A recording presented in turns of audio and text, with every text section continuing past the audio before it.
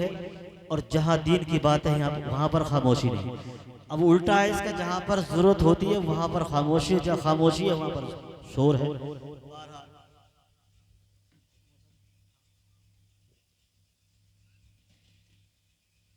Stage पर बावकार उलमा हुफ़ाज़ कुर्रा सामईन सामियात अस्सलामु अलैकुम। हजरत का हुक्म है 20 से 25 मिनट तक, 20 से 25 मिनट तक। 5 अगर एक्स्ट्रा हो जाए तो माफ कर, कि बात जब होती तो 5 मिनट तो हो जाती है, लेकिन 20 से 25 बल्कि 15 से 20 ही हो सकती है, क्योंकि जो बात 1 घंटे में हो मैं चाहता हूँ कि 20 मिनट के अंदर हो जानी चाहिए। जो 1 घंटे के अंदर हो वो 20 मिनट में हो तो वो कामयाब बात है। बात सही है वैसे? हाँ, 20 मिनट के अंदर। वो बड़ी बड़ी कॉन्फ्रेंस होती है कि 1 घंटा 2 घंटे बोल लो। क्या बहरहाल नहमदुहु व नुसल्ली अला रसूलिहिल करीम, अम्मा बाद फ़अऊज़ु बिल्लाहि मिनश शैतानिर रजीम, बिस्मिल्लाहिर रहमानिर रहीम, व बिल वालिदैनि इहसाना, सदक़ल्लाहुल अज़ीम व सदक़ रसूलुहुन नबियुल अमीनुल मुबीनुल मुईनुल मकीनुल करीम। लाइट आ गई। व नहनु अला ज़ालिका लमिनश शाहिदीन वश शाकिरीन वल्हम्दुलिल्लाहि रब्बिल आलमीन। आइए सबसे पहले उस रसूल हाशमी की बारगाह में जिसके इशारे पर सारी कायनात गर्दिश कर रही है, उस रसूल हाशमी की बारगाह में जिसके लिए 18,000 मखलूक पर रहमतुल आलमीन बनाकर भेजा गया, उसकी बारगाह में दिल लगाकर झूम झूम कर बावाज़े बुलंद पढ़े अल्लाहुम्मा सल्ली अला सय्यदिना व शफीना व मौलाना मुहम्मदिन मादनिल जूदी वल करम। 4 कुर्सियां यहाँ पर खाली, पीछे वाले आगे आ जाए, बेहतर होगा। ये आगे आ जाओ। ये आज का ये प्रोग्राम रस्म चहलुम के ताल्लुक से जिनके साहबजाद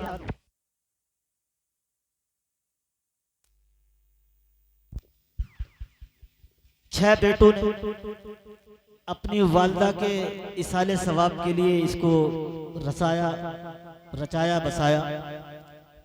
गालिबन मुझे सबके याद नहीं 6 बेटों के, लेकिन जिनकी याद है मैं उनके सुना देता हूँ, बता देता हूँ कौन कौन वो 6 बेटे हैं। जिसका नाम रह जाए तो बता दे या फिर मुझे माफ कर। सबसे बड़े बेटे जाकिर भाई, यूनुस भाई, हाफिज साहब, और मुझे याद रहा नाम। 6 बेटे ने अपने वालिदा के इसाले सवाब के लिए किया। मेरा मौजू भी यही होगा 20 मिनट का। आइए सबसे पहले जो दुरूद पढ़वाया इसके ताल्लुक से एक मैं आप तक पहुंचा दूं कि दुरूद पाक है क्या, इसका फायदा कितना है। इसी का सारा खुलासा हुआ कि इस जलसे का, इस महफिल का जो सुनाना होगा, ये आपको अंदाजा होगा कि कितना जो सवाब होगा। एक औरत हजरत ख्वाजा हसन बसरी की बारगाह में आई। आने के बाद अर्ज किया, सरकार हजरत मेरा एक छोटा सा बच्चा था, वो दुनिया से रुखसत हो गया।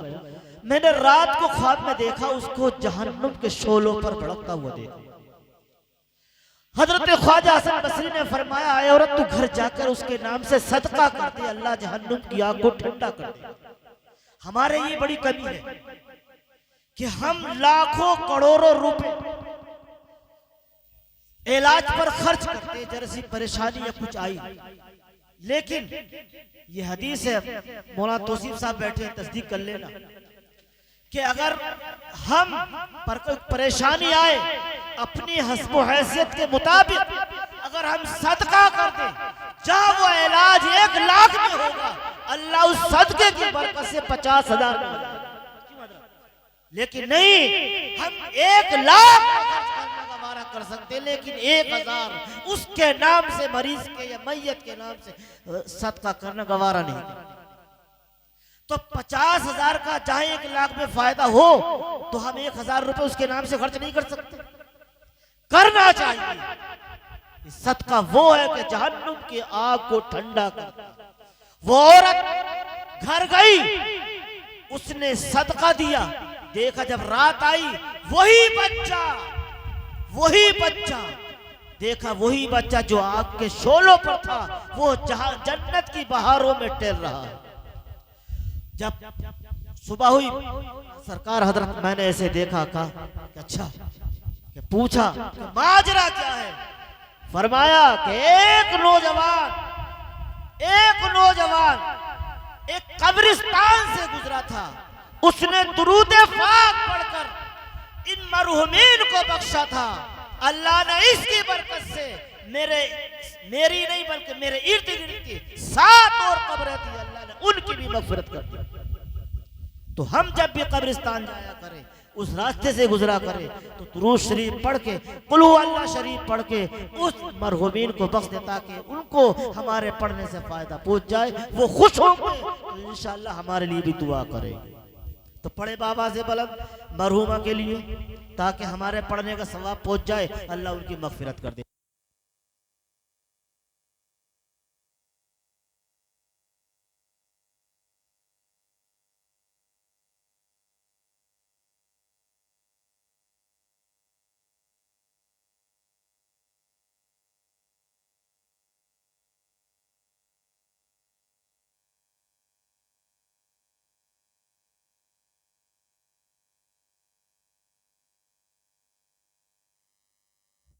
उसके तहत 10 मिनट के अंदर बात अपनी पहुंचाना चाहता हूं, ताकि इस जलसे का जो मकसद है, इस रस्म चहलुम का जो मकसद है, वो समझ में आ जाए। जो 6 बेटों ने अपनी वालिदा मरहुमा के इसाले सवाब के लिए किया। आइए सुनते हदीस। अल्लाह ने अपने प्यारे नबी पैगंबर हजरत सुलेमान अलैहिस्सलाम से फरमाया, ऐ सुलेमान, क्या तुम हमारा मौजज़ा देखना चाहते हो? कि हाँ, कि जाओ फला दरिया के पास जाकर देखना। जैसे सुलेमान अलैहिस्सलाम गए और जाने के बाद अपने मुरीद खास हजरत आसिफ बरखिया को हुक्म दिया कि इस समंदर के अंदर का जो नजारा है वो मुझे दिखाइए क्या है। वो मुरीद जैसे ही समंदर के करीब पहुंचने के बाद गोता लगाया, तह तक पहुंचे, लेकिन कोई खबर न ला सके। कहा हजरत मुझे कोई खबर न मिली। आपने उससे ताकतवर एक जिन्नात को हुक्म दिया कि मुझे इस समंदर की गहराई में जाकर, इस समंदर की तह में जाकर जो नजारा है वो दिखाइए। वो जिन्न जाता है, जाने के बाद क्या देखता है, एक गुंबद है, और लाकर उठाकर समंदर की सतह पर लाकर रख दिया। तो कहते मैंने देखा कि वो गुंबद बड़ा हसीन और जमील है, जिसके दरवाजे याकूत और जमरुद के हैं। मैंने बड़े हैरान से देखा। मैंने क्या देखा? उसके अंदर एक नौजवान महव इबादत है, अल्लाह की इबादत में मस्त है। मैंने जब इतना देखा तो मैंने उस नौजवान से पूछा, किसने?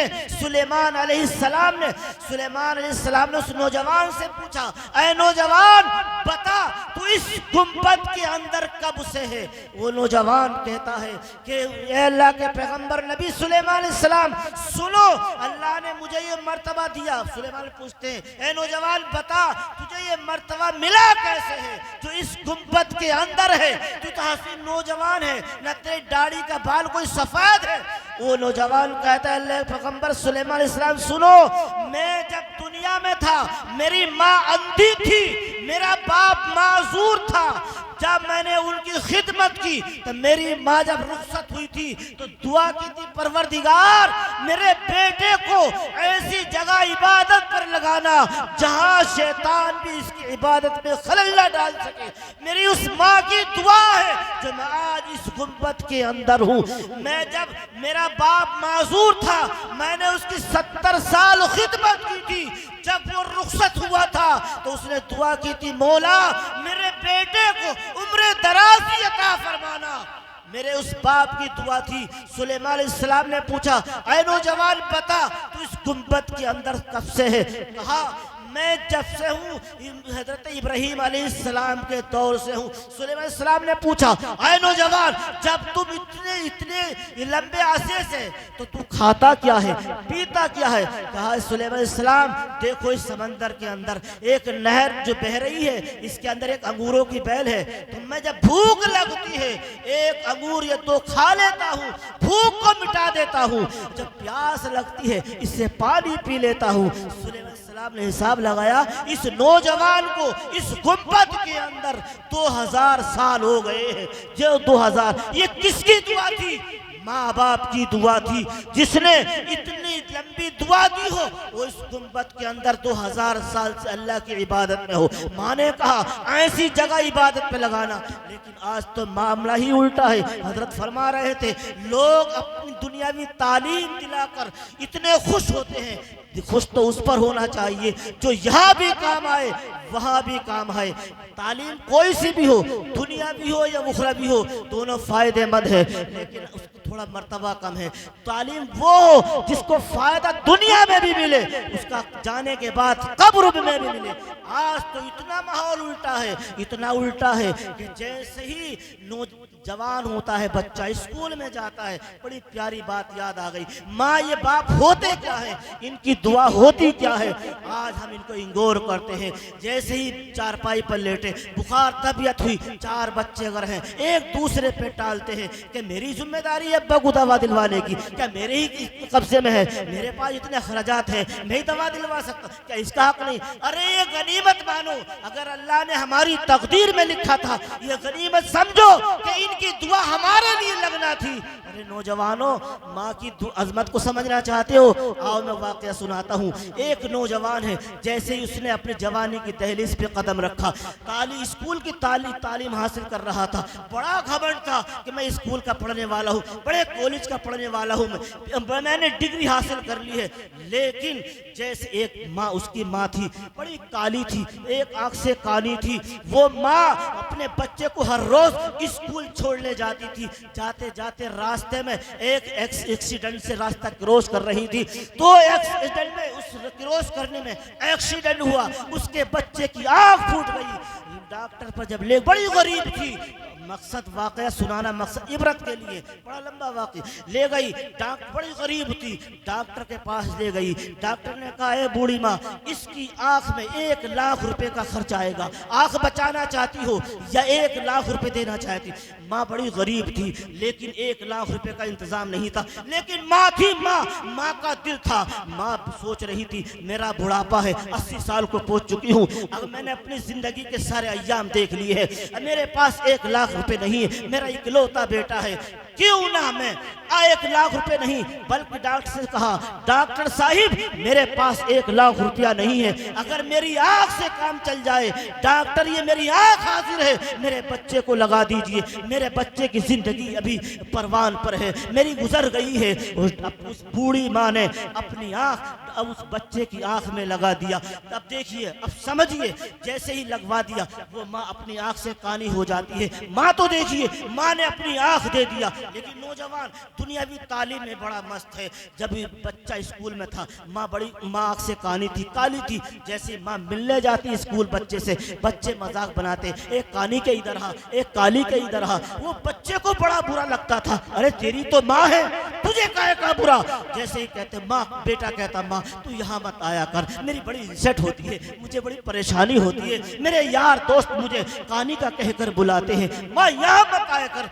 माँ थोड़ा सा दिल लेकर अपने घर आ जाती है, आने के बाद रोती है। वो पढ़ाई पर बड़ा मगन था, तालीम हासिल करता रहा, करते करते लंदन के स्कूल पर, कॉलेज में पहुंच जाता है आला तालीम के लिए। लेकिन माँ का दिल था, साल गुजरा, 2 साल गुजरे, माँ के दिल में तड़प आई, क्यों ना मैं अपने उस लंदन में, उस कॉलेज में अपने बेटे से मिल रहा हूँ। वो बूढ़ी माँ जैसे ही अपने बेटे से मिलने के लिए गई, अब स्कूल में दस्तक दी, देखा बेटे ने, कहा माँ तू यहाँ फिर आ गई, फिर तू आ गई मेरी इज्जत करने के लिए, लोग मुझे कहानी का कहते, वह मुझे इतराज करते थे। बूढ़ी माँ अपना दिल थोड़ा लेकर आ जाती है, आने के बाद अपने घर रोती पीटती है। इत्तेफाक से कुछ ही दिन बाद उस बूढ़ी माँ का इंतकाल हो गया। इंतकाल से पहले उस माँ ने एक पर्चा लिखा, खत लिखा, लिखने के बाद अपने उस पड़ोसी को दिया, कहा मेरे मरने के बाद ये मेरा खत, ये मेरा पर्चा मेरे बेटे को दे देना, खबर कर देना।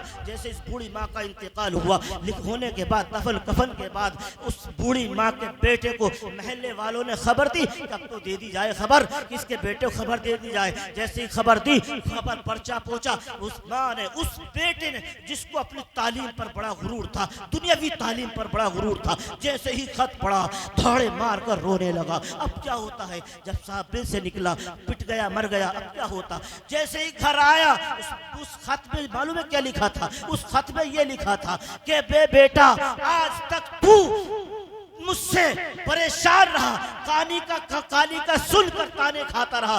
बेटा सुन, तू छोटा था, स्कूल जा रहा था, मैं तुझे पहुंचाने जा रही थी, रास्ता क्रॉस करा रही थी, जैसे ही गाड़ी आई एक्सीडेंट हुआ, तेरी आंख निकल गई। मैं बड़ी गरीब थी, इतना पैसा नहीं था, तेरी दूसरी आंख लगवा देती। बेटा जिससे तू आज तक ताने सहता रहा, वो जिस आंख से आज तू देख रहा है, वो आंख भी तेरी नहीं, वो आंख भी मेरी है। जब इतना बड़ा सुना, धाड़े मारता, रोता पीटता, फिर क्या होता। घर आया, आने के बाद कुछ नहीं होता। उसने कहा बीवी तुम जो क्या कर रही थी वो तुम बड़ी गलत कर रही, माँ का दर्जा बड़ा माँ का। अरे जिस आंख से आज तक मैं देखता हूँ वो भी आंख मेरी माँ की निकली। मेरी माँ मेरे ताने सुनते रही, बर्दाश्त करती रही। अरे माँ तो माँ है, देखिए माँ, अरे माँ की दुआ बददुआ कहाँ तक पहुँचा देती है। बाबा फरीद को देखिए, माँ की दुआ ने, माँ कहती है बेटा नमाज पढ़ो, शक्र खुदा शक्र देगा, नमाज पढ़ो बेटा नमाज पढ़ो। माँ दुआ कर रही है। बायजीज बुस्तामी को देखिए, माँ दुआ कर रही है। जनवरी की सर्दी रात है, बायजीज बुस्तामी ने पानी मांगा, माँ पानी चाहिए, माँ ने पानी दिया। जनवरी की सर्दी थी, सर्दी, माँ की आंख लग गई। बायजीज बुस्तामी पानी लाए, लाने के बाद इतने लाए, माँ की आंख लग गई। बेटा ने सोचा अगर मैं माँ को जगाता हूँ तो माँ की बड़ी बेअदबी होगी, माँ की बड़ी बेअदबी होगी। मेरे नौजवानों ये मत सोचो लाखों करोड़ों का मजमा हो, अगर तुम नारे तकबीर, नारे तकबीर, नारे रिसालत, नारे रिसालत, नारे हैदरी, नारे हैदरी, नारे गौसियत, नारे गौसियत, नारे तकबीर। ये मत समझना कि हम चंद लोग महल्ले के हैं। अरे तुम सुधर गए, तुमने खिदमत कर ली माँ बापों की, तुम्हें देख के जमाना खिदमत करेगा। ये मत सोचो हम चार क्या करें। अरे बहादुर तो सलाहुद्दीन अय्यूबी ने सबको फतेह कर दिया, फिर सलाहुद्दीन अय्यूब आएगा। खमर्ड हमें नाज है अपने हिंदुस्तान पर, हमारे यहाँ सैयद सलाल मसूद गाजी। प्यारे ये माह बायजीज बुस्तामी पानी लेकर हाथ में खड़े हैं। जनवरी की सख्त रात है, खड़े रहे। अगर माँ को जगाता हूं तो बेअदबी होगी, न मालूम मेरी माँ की आंख कब लगी होगी।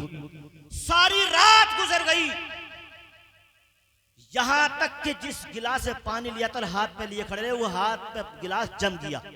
जैसे छुटाया वो हाथ की खाल भी छुट गई। पूछ लेना मौलाना तौसीफ से। जैसे ही माँ को आवाज दी, आवाज आंख खोली, देखा बायजीद मेरा बेटा सामने है। कहा बेटा कब से? कि अम्मा जब से कहा था कि सारी रात कहाँ उठाया क्यों? अम्मा मेरे जमीर ने गवारा न करना, मालूम मेरी माँ की आंख कब लगी थी और मैं उठाऊं बेअदबी होगी। माँ ने कहा जब पानी पिया, पीने के बाद में कहा जब दुआ दी मौला परवरदिगार मेरे बेटे को वली कामिल बना दे, साहिब विलायत बना दे। अल्लाह ने उस माँ की दुआ को कबूल फरमाया। अल्लाह ने बायजीद को बायजीद वली कामिल, कोई विलायत की मंजिल उस वक्त मुकम्मल नहीं थी किसी बुजुर्ग, जब उस लिस्ट में बायजीद बुस्तामी का नाम ना जाएगा। कहां से कहां पहुंचा दिया बायजीद बुस्तामी को। बाबा फरीद गंज शकर, माँ कहती है बेटा नमाज पढ़ो, अल्लाह शकर देगा, शकर देगा। इत्तिफाक से एक दिन ऐसा हुआ, छोटे बच्चे बाबा फरीद गंज शकर छोटे हैं, बच्चे की आदत दोस्त ले जाते खेलने के लिए। देखा मेरा बच्चा मुझसे दूर है, आज तक मैं दुआ करती, बेटे को नमाज की वसीयत करती, नसीहत करती और लालच देके नमाज पढ़ाती, मुसल्ले के नीचे शक्कर की पुड़िया रख देती। मेरा बेटा दूर चला गया, नमाज का टाइम करीब हुआ, माँ ने मुसल्ला बिछाया। डरो उनकी बददुआ से, कहीं ऐसा ना हो उनका दिल दुखा हो और तुम्हारे लिए हाथ उठ जाए। दुआ की परवरदिगार आज मेरा बेटा मुझसे दूर है, आज तक मैं तेरे नमाज के लिए हुक्म देती और मुसल्ले के नीचे शक्कर की पुड़िया रख देती लालच में कि नमाजी हो जाएगा, लेकिन आज मुझसे दूर है, मेरी लाश तेरे हाथ है। बाबा फरीद की माँ ने मुसल्ला बिछा कर अल्लाह से दुआ किया, अल्लाह मेरा बेटा मुझसे आज दूर है, मेरी लाश तेरे हाथ है। उधर जंगल में जैसे नमाज का टाइम है, बाबा फरीद ने कहा अपने दोस्तों से, आओ भाइयों दोस्तों नमाज पढ़ेंगे, नमाज का टाइम। दोस्तों ने कहा क्या होगा नमाज पढ़ के? अल्लाह शक्र देगा। कितना यकीन था, अल्लाह शक्र दे। उधर बाबा फरीद कह रहे अपने दोस्तों से, उधर माँ ने मुसल्ला बिछा दिया घर पे, और जैसे ही नमाज पढ़ी, दुआ करी कि उन्होंने भी लालच देखते कि शक्र निकलेगा कि नहीं निकलेगा। दुआ उधर दुआ इजाबे कबूल को पहुंच गई, और उधर बाबा फरीद ने और बाबा फरीद के साथियों ने जैसे उठाया मुसल्ला, देखकर सबके नीचे शक्र की पुड़िया थी। अरे कौन था वो? बाबा फरीद की वालिदा की दुआ थी, जो वहां अल्लाह ने उनकी लाज रखी। मेरे नौजवानों, जिसकी 80-85 साल की उम्र गुजर गई तो गुजरने दो, अभी हमारी 17-18 साल की उम्र है। इनकी दुआ लो कि हिंदुस्तान में मुसलमान नहीं, जा उलमा कहते 40 मुसलमानों दुआ कबूल होती है। आज लाखों करोड़ों 30 करोड़ मुसलमान होने के बाद दुआ कबूल नहीं। हमारी मसाजिद पे डाका, मदरसों पे डाका, हमारे दीन पे डाका। क्यों? घर में माँ परेशान, बाप दवाई रोटी पानी के लिए तरस रहा है, हम गुलछर्रे उड़ा रहे हैं। जब तक ऐसा होता रहेगा किसी की दुआ कबूल होने वाली नहीं है। लिख लेना, आज बाबा फरीद कहां से कहां पहुंचे, लेकिन आज हम गौर करें। अरे हम तो क्या, पैगंबरों को देखो, हकीम उम्मत मुफ्ती अहमद यार का फरमाते हैं, कितना कहते हैं, मुझसे बयान किया एक शख्स ने कि जब मूसा अलैहिस्सलाम कोहे तूर पर जाते हैं, नबी है नबी, अरे हम और तुम तो क्या नबी, जब कोहे तूर पर जाते हैं तो अल्लाह ने फरमाया मूसा बड़े संभल के आना। कि क्यों? जब तुम्हारी वालिदा तुम्हारे साथी, उनकी दुआ तुम्हारे साथ थी तो बेखटक होकर कोहे तूर पर आते थे। आज तुम्हारी वालिदा दुनिया में नहीं, तुम्हें दुआ देने वाला कोई नहीं, बड़ा संभल के आना। अरे जो मूसा नबी पैगंबर मासूम हो, उनके लिए रब्बुल आलमीन कहे तो हमारी और तुम्हारी तो औकात क्या? बताइए। आइए इनकी कदर जाने। एक शख्स ने कहा सरकार, मैंने आखिरी बात, टाइम भी ज्यादा हो रहा है, 20-25 दिन मांगे थे, आखिरी बात। एक शख्स ने नबी करीम सल्लल्लाहु अलैहि वसल्लम से फरमाया, आका मैंने नज़र मानी है।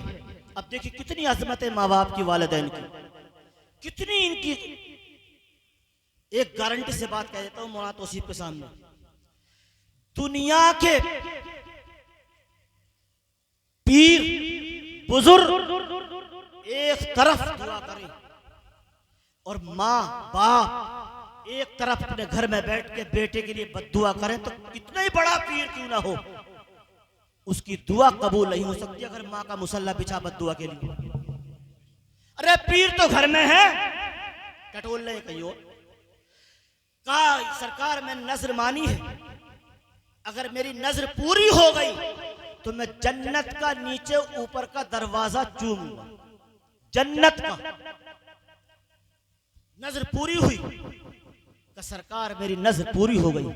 आका ने फरमाया तेरी माँ है कि सरकार नहीं, बहुत दिन हो गए गुजरे हुए, कब्रिस्तान जा, अपने माँ बाप की वालिदैन की कब्र पर जा। का सरकार मुझे ये भी ना पता कब्र कौन सी होगी, कब होगी, कहाँ होगी, कहा नहीं पता। अब देखिए सरकार क्या कहते हैं, क्या फरमाते हैं। कहा मुझे पता नहीं कब्र भी कौन सी होगी। कहा एक लकीर खींच ले, उसे अपने माँ की कब्र तसव्वुर कर ले, करने के बाद माँ बाप की कब्र की लकीरें खींच ले, माँ के पेशानी को बोसा दे दे और बाप की पैती की तरफ बोसा दे दे, तो तेरी नजर पूरी हो गई, तूने जन्नत के नीचे ऊपर दरवाजा चूम लिया। क्या जरूरत थी नबी को कहने की? सरकार गुजर रही, देखा कब्र को अजाब हो रहा है, कब्र को अजाब है। माँ बाप की अजमतों को देखो, नबी क्या कहते हैं कि सरकार कहते हैं कि इस कब्र को अजाब है। किस सबब से? कि अपने बेटे को सताता था, अपने वालिदा को सताता था, गालियां देता था।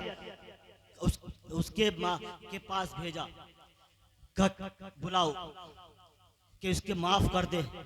उसकी माँ ने कहा मैं माफ नहीं करूंगी, इसने मेरा बड़ा दिल दुखाया था, बड़ा सताया था, मुझे गाली देता, ये शराब पी के आता था, मैं माफ नहीं करूँ। सरकार ने कहा नहीं माफ करती कि नहीं? देखिए अजमत, देखिए माँ बाप की। सरकार अच्छा नहीं माफ करती कि नहीं? लाओ लकड़ी लाओ, लकड़ी लाओ, जलाओ, इसके बेटे को जलाओ। इतना सुना माँ का दिल तड़प गया। माँ आखिर तरह दिल तड़पा। अरे उससे पूछो जिसने 9 महीने पेट में रखा हो, वो माँ सारा जिंदगी बेटे की तकलीफ को बर्दाश्त करती रही हो, फिर भी माँ का दिल पिलक गया। सरकार मैंने मुआफ किया, मैंने मुआफ किया। क्या नबी की दुआ कामयाब काफी नहीं थी? नबी दुआ कर देते अजाब खत्म हो जाता, लेकिन बताना था क्या माँ बाप की अजमत ये है, माँ बाप का मर्तबा ये है। जब तक ये माफ नहीं करेंगे तो खुदा भी माफ नहीं करेगा, खुदा भी माफ नहीं करेगा। मेरे नौजवानों, मेरे दोस्तों, मेरे आप इसमें दोस्त भी हैं, मेरे बच्चे भी हैं, मेरी औलाद भी दाखिल में, मेरे भी कोई माँ बाप है इनमें। मुझसे जो बड़े हैं, मेरे बाप की उम्र के हैं, वो बड़े हैं, मेरी बाप के। मैं तुम्हें यही मैसेज देता हूँ कि इनकी कद्र को पहचानो। जब ये दुनिया में ना हो, इनसे पूछो जिनके लिए आज जलसा हुआ है कि इनकी वालिदा चली गई। अरे माँ वो है, दुनिया सो जाती है रात के सन्नाटे में और बेटा सफर पे हो, लेकिन माँ सारी रात जाकर गुजार कर इस इंतजार में होती मेरा बेटा सफर पे है, आ जाएगा, भूखा होगा या प्यासा होगा। आते ही सबसे पहले अगर कुंडी खटखटा दे बेटा तो किसी की आंख नहीं खुल सकती, माँ की आंख खुलकर दरवाजे की कुंडी को खोल देती। अरे अपने घर की जो सबसे शरीका हयात हो वो भी मुकर जाती है, लेकिन माँ अपने बेटे के लिए रात के 12-1 बजे हो तब भी उठकर हाथ से आटा गूंद कर न हो तब भी अपने बेटे को खिला देती है। अरे उस माँ का एहसान कि रात के सन्नाटे में उठकर अगर मुसाफिर बनकर आया, वो उस रात में तुम उसका भी हक अदा नहीं कर सकते। उस 9 महीने में रहने के बाद क्या हक अदा कर सकते हो? लेकिन पहचानो वक्त है, ये वक्त निकल गया तो वक्त आने वाला नहीं। लाख करोड़ों रुपए खर्च करो, बेकार है। अगर जीते जी अपने माँ बाप की कद्र को न जाना न पहचाना तो बेकार है। कितने इसाले सवाब करते रहो, ये जरूरी है। वक्त कम है, सुनाने को तो बहुत कुछ था। इसी पर इक्तिफा करता हूँ जो मैंने इस 20-15 मिनट में सुनाया, आपने सुना। अल्लाह हमें अमल की तौफीक अता फरमाए। बाकी जो मुझसे रह गया मौत के ताल्लुक से अल्लाह